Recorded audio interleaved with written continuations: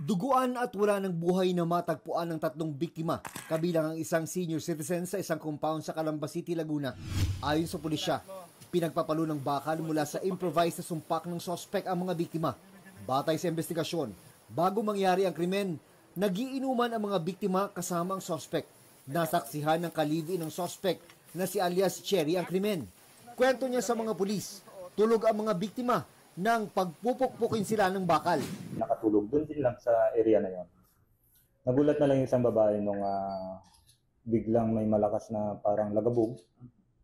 Nagulat siya, yung isang katabi niyang lalaki iduguan na. Arestado ang suspect sa follow-up operation.